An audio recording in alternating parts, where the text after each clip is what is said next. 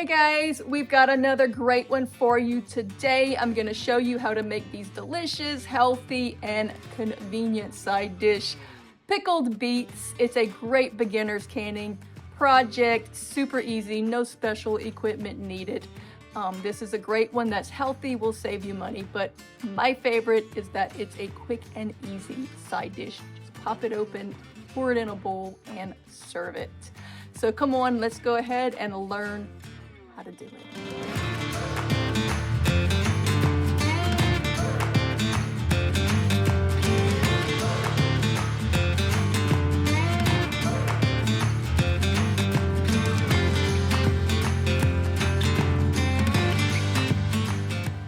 Hey guys, today I'm going to show you how to can your own home-canned pickled beets. This is going to save you lots of money. As always, we will give you the breakdown on the savings of canning it yourself at home. But even more than that, they are going to be so delicious and so healthy. Beets are great for your heart, your cardiovascular system. They're loaded with nutrients. This is something you're going to want to have on your shelf for a very easy and convenient side dish all year long. You're literally going to open up, pour it out, and have something to have with your meal that is going to add a great value of nutrition to it. And it's going to be a lot easier than you think. It doesn't need any special equipment. This is a great beginner's canning project. So come on, let's learn how to make our own homemade canned pickled beets.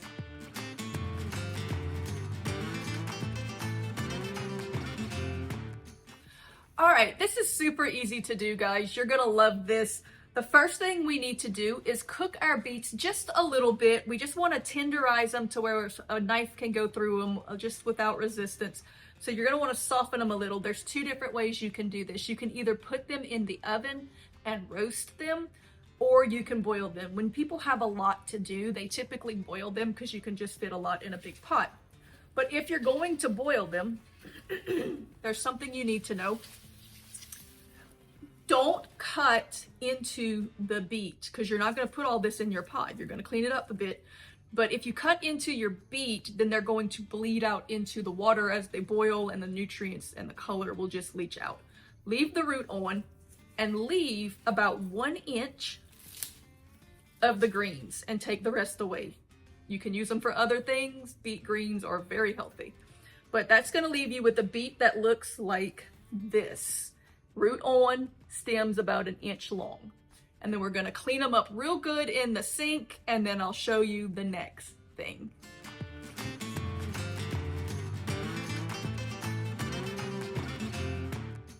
One thing you're going to have to watch for is that your beets are different sizes. Small beets like this will be tender in probably 10 minutes. A big old beet like this can take up to 25 minutes. So if you have beets of different sizes, when you load them in your pot, put the biggest ones at the bottom, your medium ones in the middle, and your smaller ones at the top. That way you can check them, and when the smaller ones are tender enough, you can just take them out. And then these will keep cooking. When they're tender enough, you take them out, and then these will be the last ones in the pot. So be mindful how you stack them in the pot if they're different sizes. If you have a whole lot of them, you can actually do a pot for the big ones and a pot for the small ones, which I might have to do. I'm not sure quite yet how I'm going to do it, but just be mindful that these small ones are going to finish before these big ones. So if you leave these little ones in for the 20 minutes, or 25 minutes it might take to do this, they're going to be cooked to mush. So you need to get these out quicker. So just layer them in your pot. All right, to show you, the water's not boiling yet, but I want to show you, like, with a knife, if you poke them, it's not going to go in. Right? Because we just got the heat on. So, you hear a little... All right. All right, let's take out one of the smaller ones.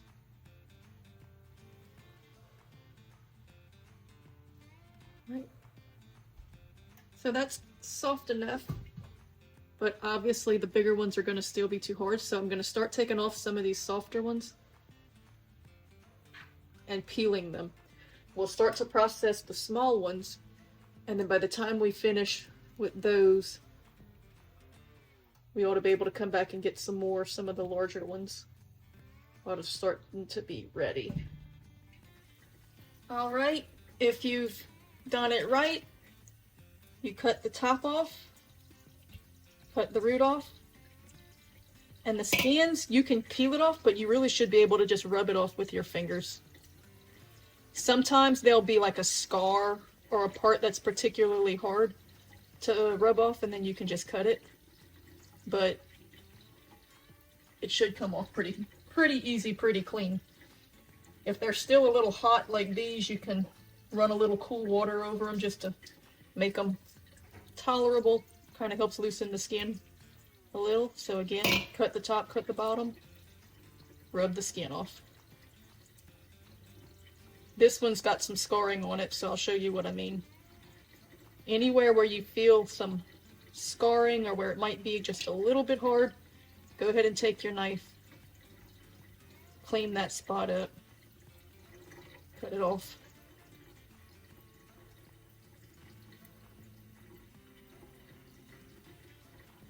And then cut them up in your jars.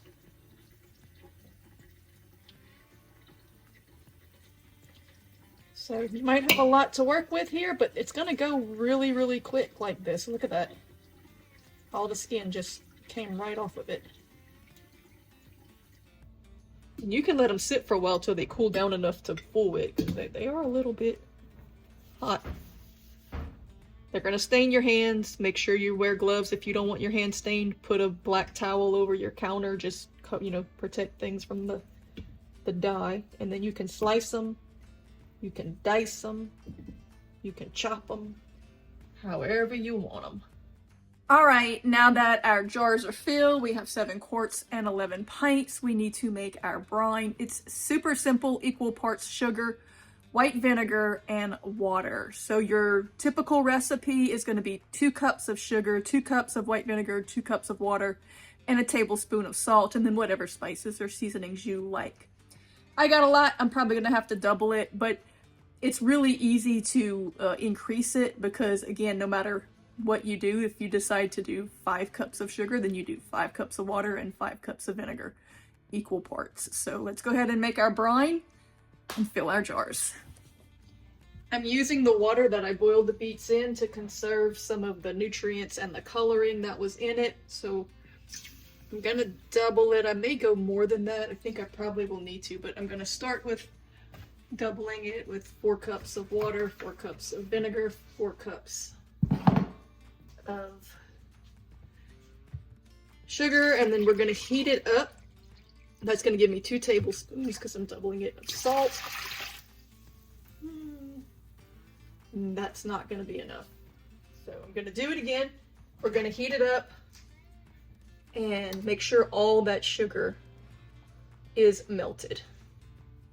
All right, let's stop for just a minute while the brine is heating up and the sugar is dissolving to talk about seasonings. Now, a lot of people, when they fill their jars, they put sliced onions in there. Some put garlic. You could put whatever seasonings you like in it.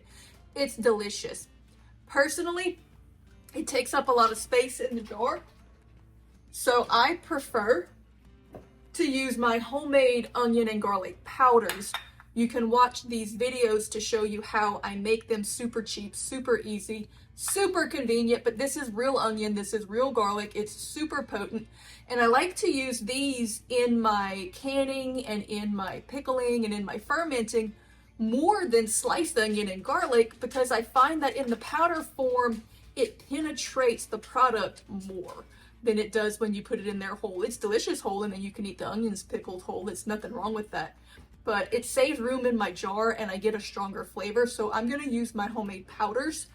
But the thing that I like about the brine and doing it this way is that I know what it tastes like. So once this is heated up and dissolved, I'm gonna taste it. I'll add any seasonings or spices that I like. You can do the same, but you can taste the brine and season it however you like.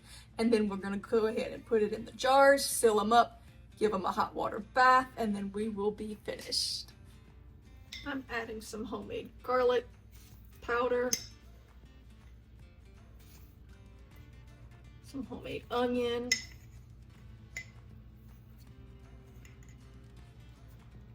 now remember this is going to spread out across all those jars, so it's okay to put a lot. I'm going to put a little bit of Cajun seasoning because it's good in everything. And a little touch of cayenne for just a little pep, but more so for the health benefits. Give it a stir.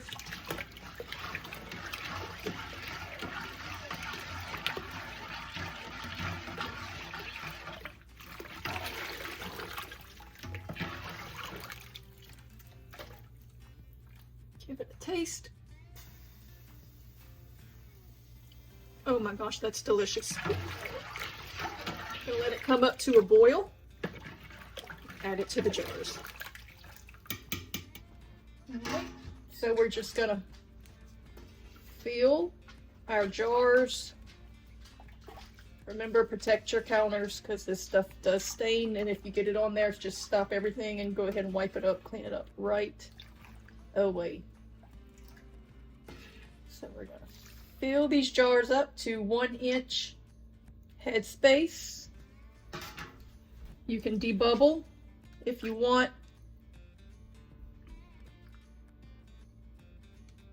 See, that's the thing about debubbling, is that your liquid can go down and you'll realize you didn't have as much in there as you thought.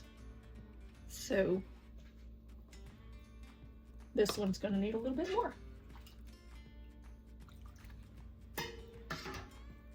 Then we need to clean the rims of our jars. Make sure they're nice and clean. Put on a lid and a ring. Finger tight, so about as tight as it'll spin naturally, and a little bit more.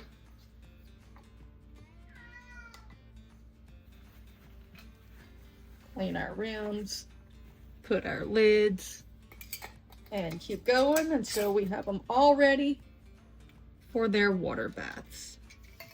Sorry about the crackling, I spilled some water. It'll evaporate, don't worry about it. So we need to hot water bath them, which means you get them covered in water, get them up to a rolling boil, and start your timer. 15 minutes for the quarts and 10 minutes for the pint.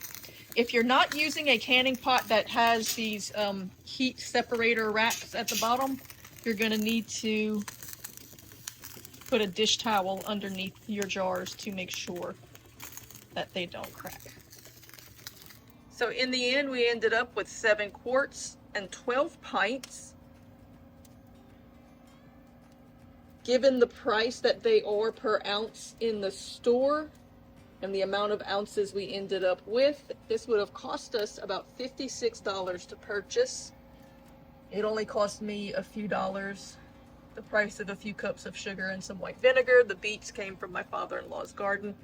I'm sorry today I can't give you the breakdown of what it would cost had we done it with store-bought beets, because I didn't buy any, so I don't have the criteria that I would need to be able to make those calculations. But regardless, it's definitely going to taste a lot better and be healthier than what you would buy at the store. So there it is. It is really that easy. It's delicious. It's so pretty. It makes a great gift, but of course my favorite is that it's a super easy side dish. Pop it open, pour it in a bowl, and serve it. So I hope you have found this video useful. If you want to watch any of our other canning videos, I will link it up in the description of this video. We have a whole series on food preservation without refrigeration. So like, subscribe, share, comment, do all of those things that help other people to see the content. Thanks for watching, and as always, we will see you next time.